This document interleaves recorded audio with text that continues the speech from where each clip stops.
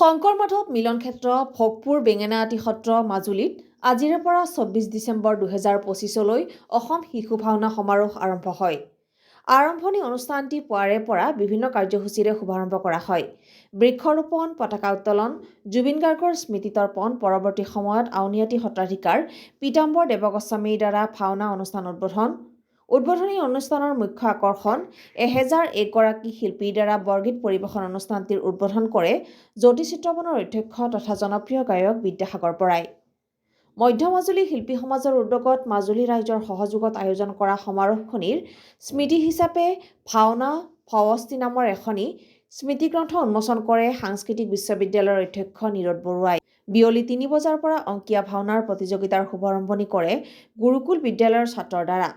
প্ৰতিদিনে দুখনকৈ হ'ব লগা প্ৰতিযোগিতা ভাওনা অহা 24 ডিচেম্বৰ ২০২৫লৈ চলিব। আজিৰ পৰা 11 দিনীয়া কাৰ্যসূচীৰে আয়োজন কৰা হৈছে অসম শিশু ভাওনা সমাৰোহ। আমাৰ লক্ষ্য আৰু বাণী ভাগৱতত প্ৰহ্লাদৰ সেই বাণীক আমি সৰ্বগত কৰিছিলোঁ, ধৰিও কুমাৰসকলে ভাগৱত ধৰে নাই। কুমাৰৰ কালৰ পৰা যদি আমি শিশুসকলক আধ্যাত্মিক চেতনা চিন্তাৰে জাগৃত কৰি আগবঢ়াই নিব পাৰোঁ, তেতিয়াহ'লে ভৱিষ্যত প্ৰজন্মত কেতিয়াও এখন সমাজ বিশৃংখলিত হ'বই নোৱাৰে। সংস্কাৰী মনোভাৱেৰে শিশুসকলক পৰিপূৰ্ণ দিশত আগবঢ়াই নিয়াৰ কামনাৰে আমি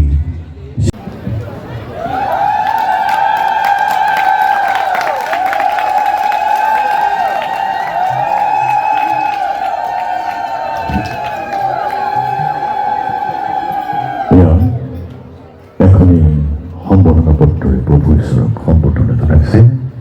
আমি প্ৰভু ঈশ্বৰৰ আৰ্শিক নিৰ্মালী শিৰত লৈ অনুষ্ঠানভাৱে আগবাঢ়িত সহায় কৰিছোঁ। বিভিন্ন সময়ত আমাক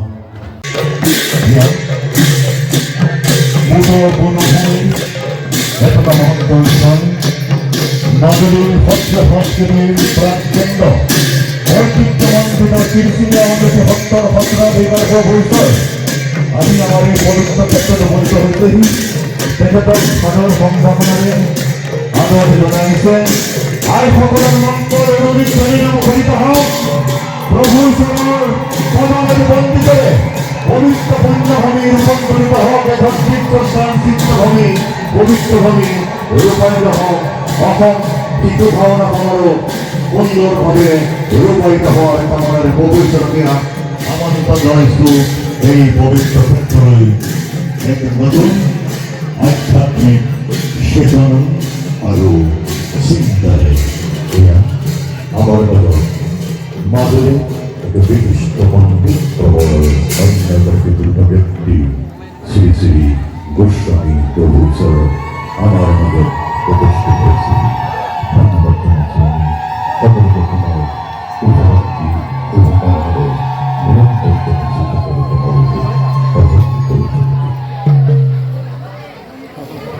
ধন্যবাদ।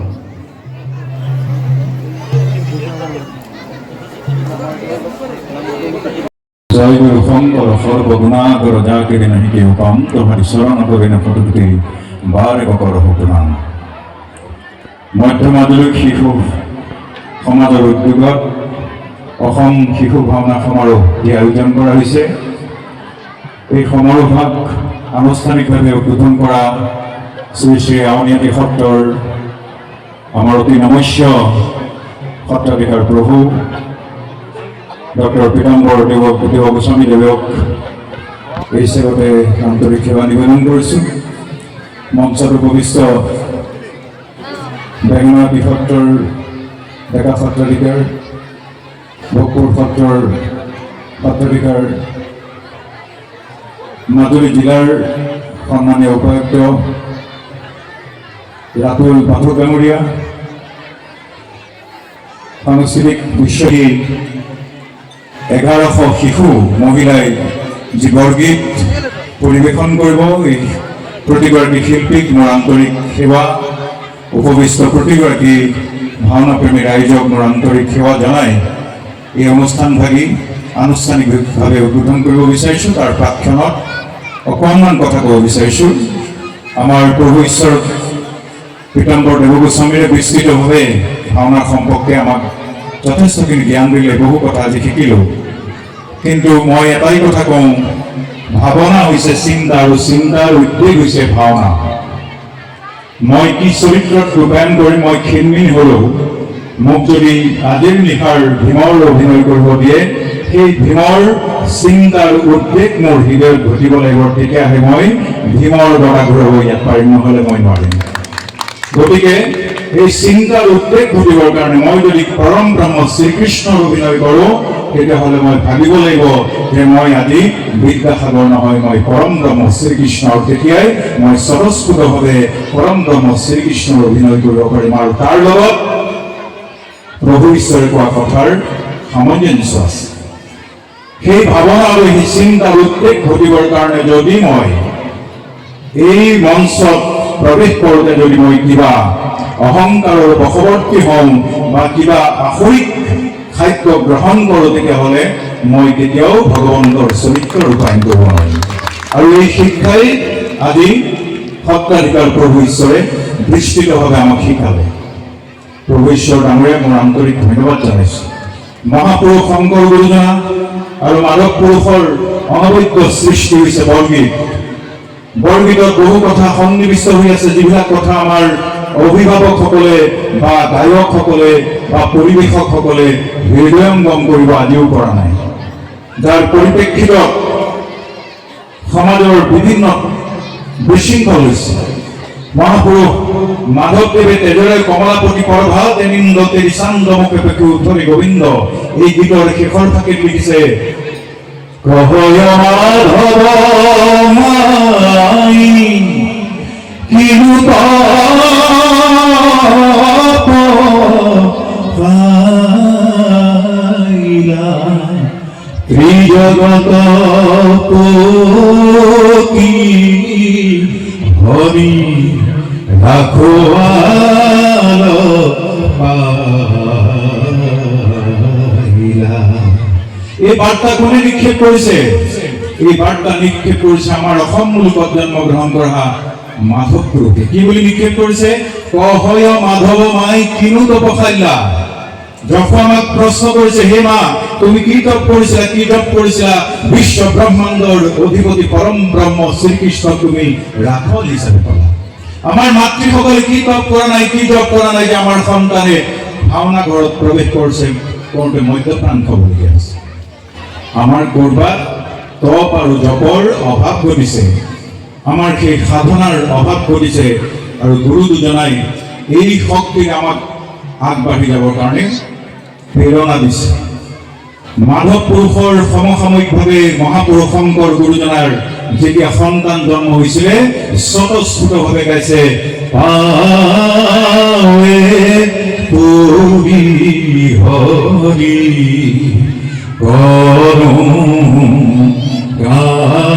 কাতৰি প্ৰাণ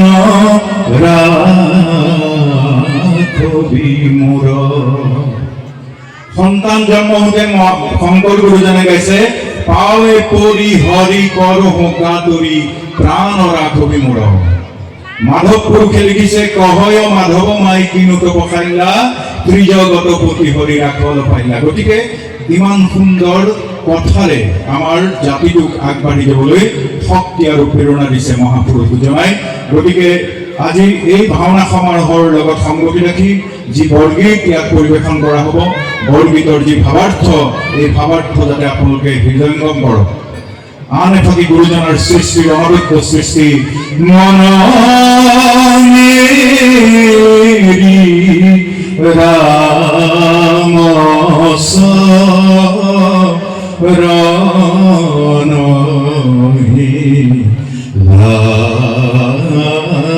লাগু, তই দেখনা অন্তক আগু। কোনে কৈছে? মন মেৰি ৰাম চৰণ লাগু কোনে গাইছে? শংকৰ গুৰুজনাই। কি বুলি কৈছে, হে মোৰ মন তুমি ৰামৰ চৰণত নিমগ্ন হোৱা। ৰে মন আয়ু ক্ষণে ক্ষণে তুতে দেখো প্ৰাণ কোনোদিনে চুতে।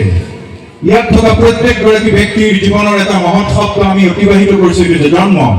আৰু দ্বিতীয়টো শব্দৰ ফালে আমি ধাৱমান হৈছোঁ, এইটো মৃত্যু। আৰু জন্মৰ পৰা মৃত্যুলৈ গতি কৰা সময়খিনিক জীৱন বুলি কোৱা হৈছে। আৰু সেই জীৱনক নিজৰ মনক স্থিৰ কৰি কৃতকাৰ্য হ'বৰ কাৰণে, আগবাঢ়িবৰ কাৰণে মহাপুৰুষ শংকৰ গুৰুজনাই এই শক্তিশালী শব্দ আমাৰ দি থৈ গৈছে। আমি যি কাৰ্যতে আজি আপোনালোকে বৰগীত পৰিৱেশন কৰিব, মন যদি চঞ্চল হয় বৰগীত গৈ আধুনিক গীত হৈ পৰিব। ইয়াত ভাওনাত প্ৰৱেশ কৰোঁতে যদি মন স্থিৰ কৰি যদি অভিনেতাই অভিনয় নকৰে, তেতিয়াহ'লে ভাওনা গৈ একো ভাওনা হ'ব। গতিকে মনক স্থিৰ কৰি আমি জীৱনত আগবাঢ়িব লাগিব। ইমান শক্তিশালী সম্পদ গুৰুজনাই আমাক দি যোৱাৰ পিছত অসমীয়া জাতি মই সদায় ভাবোঁ বিশ্বত একক আৰু অনন্য জাতি হিচাপে সদায় মৰ্যাদা থাকিব। আমি কৃষ্টি সংস্কৃতিৰে আগবাঢ়ি যাম।